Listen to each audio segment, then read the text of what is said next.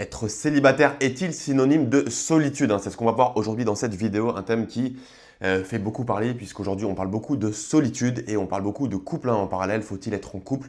Le couple permet-il de fuir la solitude? C'est ce qu'on va voir donc aujourd'hui dans cette vidéo et je sais de quoi je parle puisque moi j'ai eu des périodes, des grosses périodes de solitude durant mon adolescence. J'étais très timide.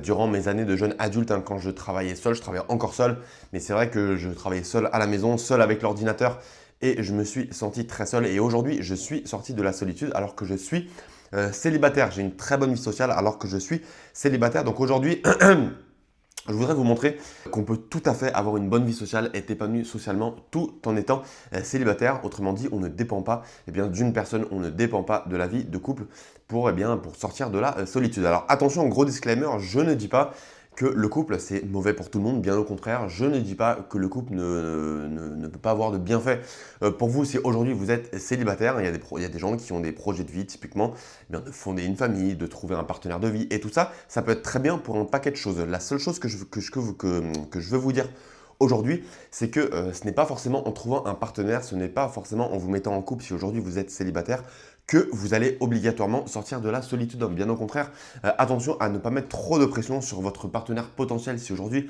vous êtes célibataire pour sortir de la solitude. Et d'ailleurs, moi je me souviens à une époque quand j'étais étudiant, je revois une fille qui m'a dit, quand j'étais à l'époque, je faisais une école de commerce, j'ai fait le SC Grenoble, et je me souviens il y a une fille qui m'a dit, tu devrais te trouver quelqu'un parce qu'aujourd'hui tu es seul.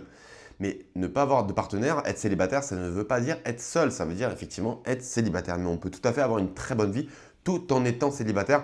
Moi, globalement, j'ai eu plus de phases célibataires qu'en couple et j'ai été globalement plus heureux célibataire. Alors des gens pourraient me dire, ah, mais c'est pour ça que tu as été dans la solitude. Eh bien, je leur réponds non, puisqu'aujourd'hui, je suis célibataire et je ne suis plus dans la solitude. Alors déjà, évidemment, être célibataire, on peut être très heureux et très épanoui socialement quand on est célibataire, à condition d'avoir un bon style de vie. Si c'est pour rester seul chez soi, triste, à ne pas faire d'activité, évidemment, que là, vous allez rester triste. Par contre, aujourd'hui, qu'est-ce que j'ai adopté comme style de vie? Alors déjà, je fais du sport très régulièrement, je fais notamment des sports collectifs. Hier soir, par exemple, je suis allé jouer au foot avec mes potes. Je vais au moins une fois par semaine dans des clubs de running où ça me permet de rencontrer des gens. À la salle de sport, eh bien, je connais du monde. Quand je prends des cours de natation. Quand je vais nager seul dans ma salle de sport où il y a une piscine, je parle toujours 10-15 minutes avec le maître nageur qui est devenu presque un pote à moi. Donc tout ça, ça permet d'entretenir des relations sociales via le sport. Qu'est-ce que je fais également? Je vais régulièrement à des rencontres sociales. Alors notamment, je suis passé aujourd'hui au stade supérieur puisque j'ai une communauté ici à Lisbonne, là où j'habite, une communauté de meet-up. J'organise 2 fois par semaine des dîners, des happy hours, des soirées karaoké, des rencontres sociales, tout simplement, des cafés où les gens viennent se rencontrer. Donc pendant longtemps, moi, j'allais à des événements où je ne connaissais personne, mais aujourd'hui, j'organise carrément des meet-up. Donc ce que tu peux faire, même si tu n'organises pas des rencontres, tu peux tout à fait aller à des meet-up via des applications comme Meetup ou encore Couchsurfing. Et tu vas régulièrement à des rencontres où tu vas rencontrer par définition des gens que tu ne connais pas. Que ce soit pour te faire des potes, que ce soit éventuellement pour rencontrer un petit ami ou une petite amie.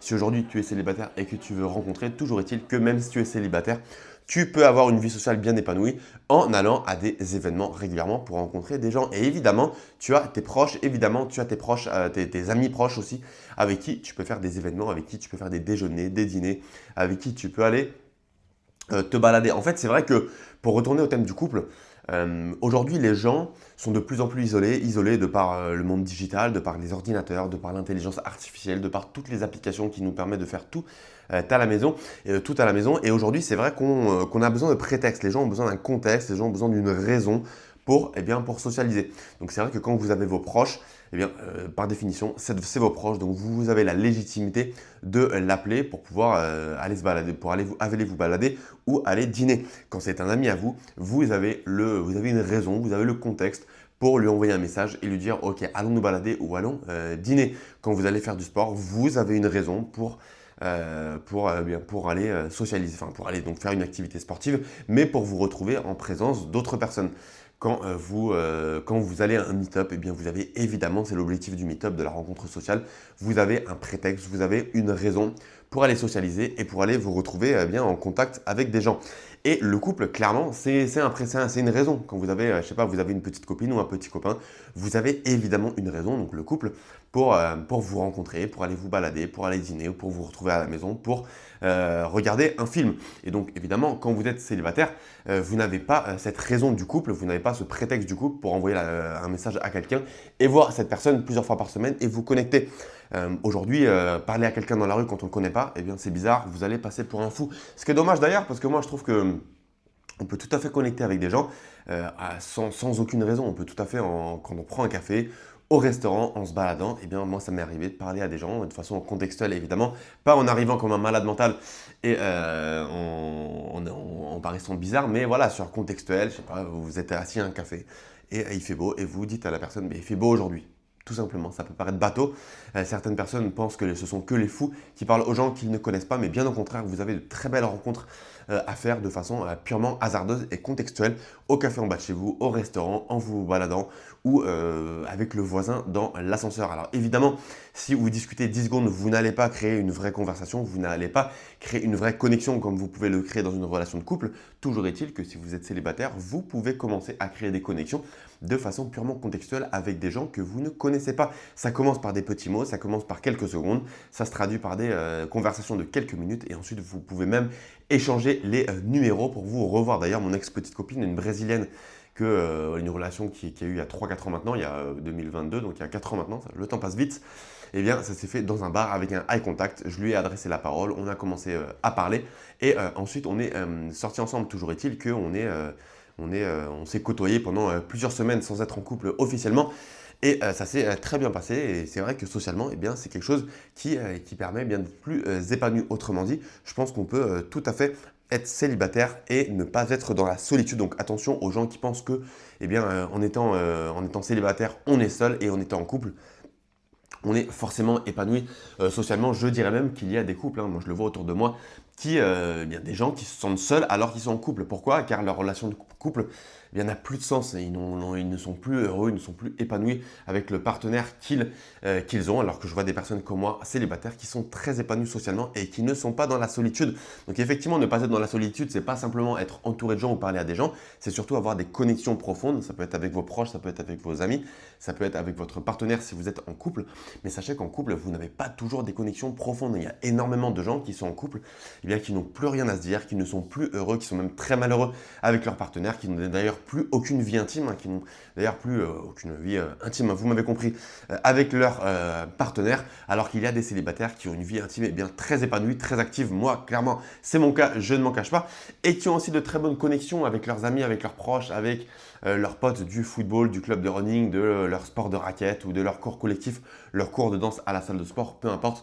Donc, ne mettez surtout pas trop de pression sur votre prochain partenaire potentiel. Si aujourd'hui, vous vous sentez seul et que vous souhaitez être en relation, vous avez vos raisons, c'est très bien. Vous pouvez tout à fait rechercher le couple. Je ne suis pas en train de dire qu'il faut éviter le couple obligatoirement. Je ne suis pas en train de dire qu'il ne faut pas avoir d'enfants obligatoirement, ou bien au contraire. Si vous souhaitez avoir des enfants et avoir une relation de couple, c'est très bien, mais attention à ne pas choisir votre partenaire pour les mauvaises raisons. Si vous choisissez un partenaire juste pour sortir de la solitude, eh bien vous allez dépendre de votre partenaire, vous allez mettre énormément de pression sur les épaules de votre partenaire et ça, je pense que c'est très toxique pour le futur de votre couple. Donc vous devez commencer à apprendre à vivre seul, à faire vos activités seul, à sortir de la solitude sans forcément être en couple et ensuite vous verrez que vous serez dans les conditions optimales pour rencontrer une personne, puisque oui, vous pouvez grandir mutuellement, vous pouvez grandir en étant ensemble. Toujours est-il que le couple sera beaucoup plus sain si aujourd'hui vous apprenez à être heureux seul et vous apprenez à sortir, à ne plus être dans la solitude et ne plus être déprimé de par cette solitude, seul aujourd'hui en gérant votre vie par vous-même. Voilà, je crois que j'ai à peu près tout dit. Vous l'avez compris, être célibataire n'est pas toujours synonyme de solitude. Oui, beaucoup de gens célibataires sont dans la solitude, mais sachez que le couple ne va pas forcément résoudre tous vos problèmes et surtout, votre couple sera beaucoup plus sain si au départ vous êtes déjà très heureux et si vous ne dépendez pas de quelqu'un pour être très heureux et notamment très épanoui socialement. Voilà pour cette vidéo, n'hésitez pas à me dire en commentaire, hein, est-ce que selon vous, on peut être célibataire et être très heureux? Est-ce qu'on peut être célibataire et ne pas être toujours dans la solitude? Est-ce que vous pensez également que des couples sont aujourd'hui n'ont plus de connexion et beaucoup de gens en couple se retrouvent seuls et se retrouvent dans la solitude alors qu'officiellement ils sont en couple? Comme toujours, on s'abonne et on like, c'est très important. Si vous aimez mes vidéos, ça m'aide au référencement et je vous dis à très bientôt pour une prochaine vidéo. Ciao, ciao!